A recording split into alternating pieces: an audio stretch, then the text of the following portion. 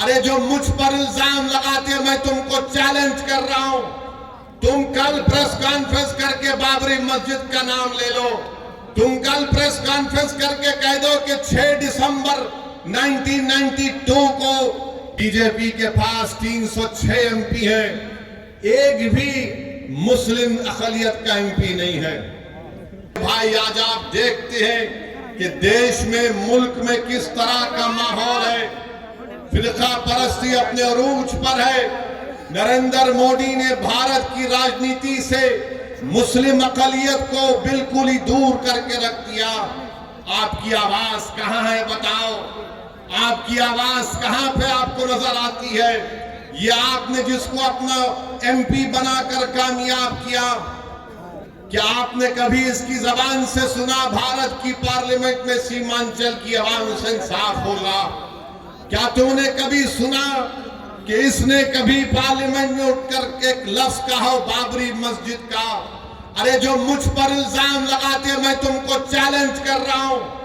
तुम कल press conference करके बाबरी मस्जिद का नाम ले लो।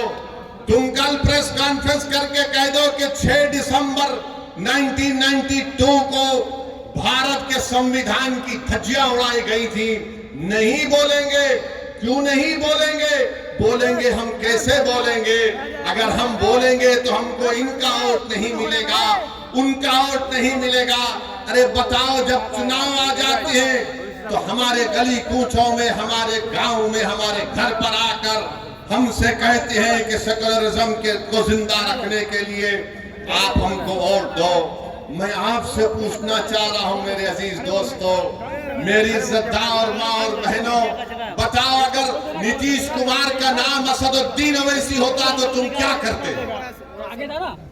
नीतीश कुमार की जगह असदुद्दीन अवैसी ये काम करता तो इस तमाम के तमाम खड़े हो जाते। ये तमाम के तमाम ये कहते हैं कि अगर ये मर जाए तो कब्रिस्तान में इसको जगह मत दो। मगर उसका नाम नीतीश कुमार है तो तुम अपनी ज़बानें बंद कर बैठते हो। मैं चुनाव लड़ता हूं, तेजस्वी मिलकर हुकूमत बनाते हैं और फिर बीजेपी को बिहार में मुसल्लत करते हैं क्योंकि उनका नाम तेजस्वी है। तुम उसको कुछ नहीं बोलोगे। अरे मेरे भाई, यही तो हम आपको बताना चाहते हैं। यही इनकी नाइंसाफी है, यही इनका आपसे कोई मोहब्बत नहीं, ये नफरत करते हैं आपसे। इसीलिए हम आपसे अदबन गुजारिश करने आए हैं कि आप इस बार आने वाले लोकसभा के चुनाव में अपने वोट का सही इस्तेमाल करिए, अपनी लीडरशिप को बनाइए। बीजेपी के पास 306 एमपी है, एक भी मुस्लिम अक़लियत का एमपी नहीं है। राजद के तो कोई एमपी नहीं है। कांग्रेस में है कितने? एक ही है उनके खाली 50। मगर बताओ फिर आपकी आवाज कौन उठाएगा?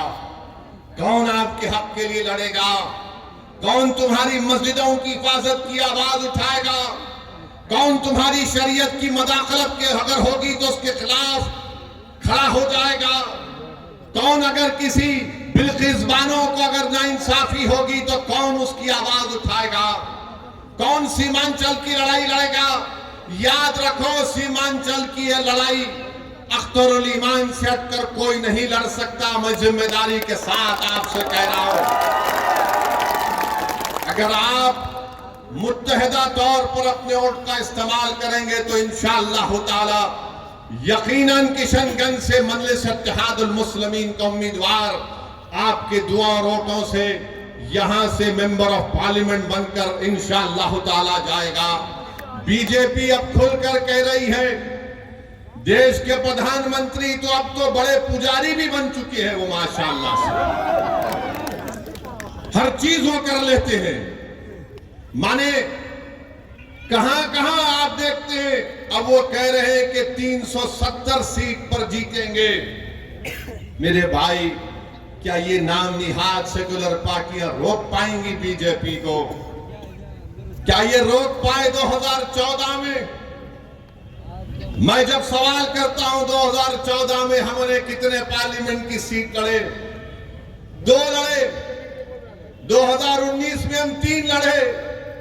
भारत की पार्लियामेंट में 540 लोकसभा की सीटें हैं। मगर हर एक की जबान पर क्या होता, ओवैसी है, ओवैसी खड़ा हो गया।